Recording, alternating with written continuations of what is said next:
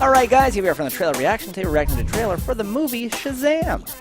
All I know is The Rock isn't in this, or is he? I don't know what's going on. I don't believe The Rock is in this. What are these rumors messing with my brain? But no, the Shazam, I like the character Shazam. I do think that he's the most, like, cornbally approachable thing for someone who doesn't know anything. And I think that is something that DC could use to their advantage here. And this could be a attack. This could be almost like a cartoon of a live-action movie, and I think you could do this right, where you could really swing in kids and adults. Shazam, I don't know anything about Shazam, but when the Rock was rumored, nerds started talking about, not that I'm not a nerd, comic nerds started talking about how he's perfect for the role, and I think people made comparisons to like The Tick, like it's this weird world with this weird. Yeah, while I like The Rock and you can put him in anything, I'd be happy. I don't know that he's perfect for the like. I don't know anything about role, Shazam, so I don't. Yeah. Unless they gave him like a wig or something, because he's very much just like.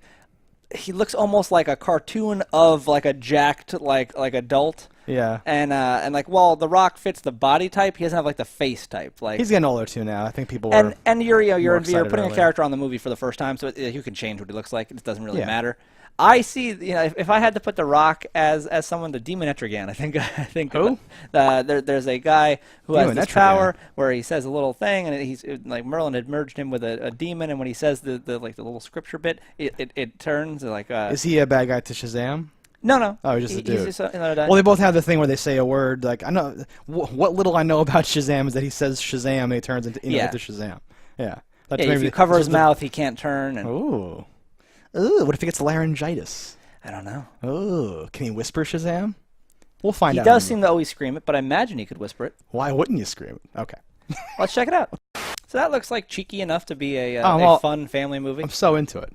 No, so I do think now this is the direction that Teen Titans thing should have gone. Ooh. It should have been like this. Look at the color palette of this compared to every like other DC thing. This is a Marvel movie. And we didn't say it during during Titans, but like Teen Titans is one of those shows where you can take the like cast and like reduce them to those 2-pixel or like 3-pixel things and recognize who is who. They're so like colorfully iconic, but they muted it all and turned it into crap. Yeah, exactly.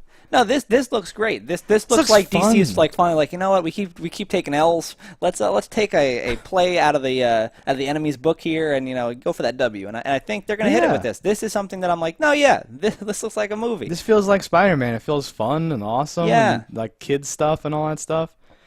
The guy playing Shazam.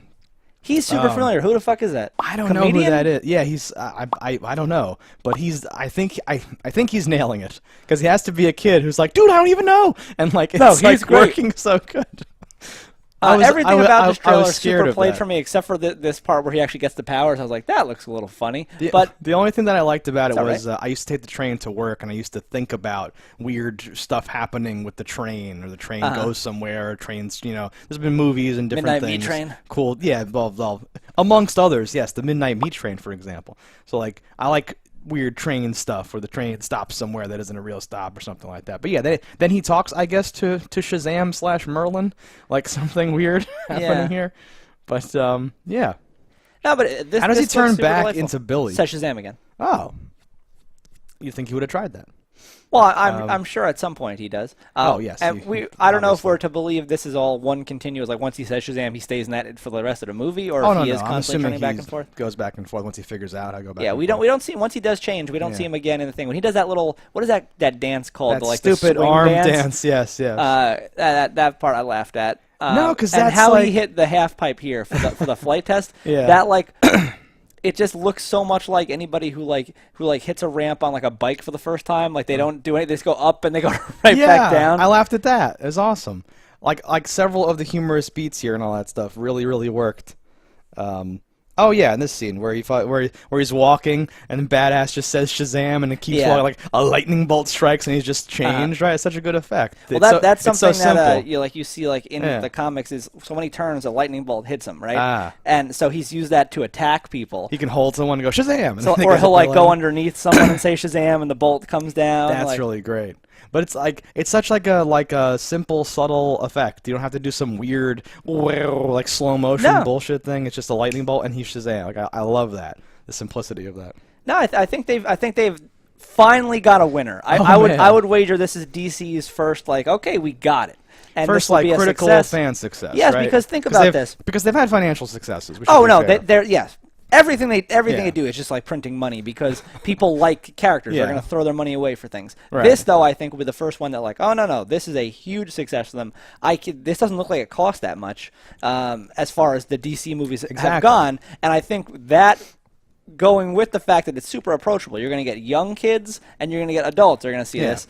And I think they're actually going to see this. People will actually see this movie. I think people will think it's a Marvel movie, and they will just see it, right? Because who knows what Shazam is, right? No, so they're going to feel this trailer and like see this thing. People are going to talk about it being funny and good and like awesome for kids and like empowering. But that's a great point. Awesome, so Shazam probably the least known. So we were talking about Aquaman earlier, and Aquaman, where it's like, well, it's hard to fuck it up because people don't really care about Aquaman. The bar is set so low. This is the character people don't even know about, and I think that is really advantageous for their success here because people are like, well, what is this? Let me see this. Okay, cool. Yeah, and with not putting this huge crazy budget of millions of dollars of CG warfare happening in the background, there's a lot of room for success here. I think that might be the key. I think having the Justice League might have been ultimately like far worse than they could have ever imagined because that associates every character there with this like bad series of movies for people, right? Yeah. And now like this is this nice thing to come out of nowhere and maybe do something. And DC has a lot of characters that are really awesome that like lend themselves to a lower budget thing.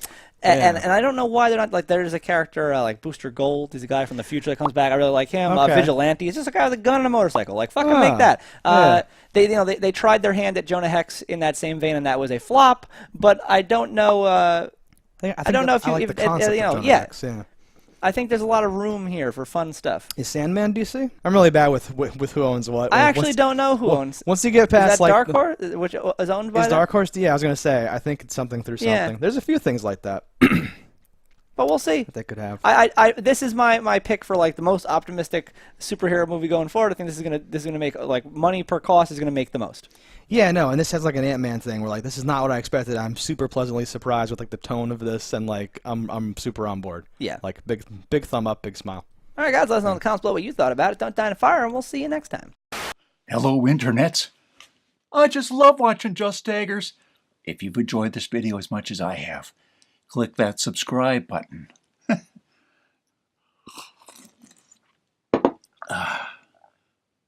Peace out, homies.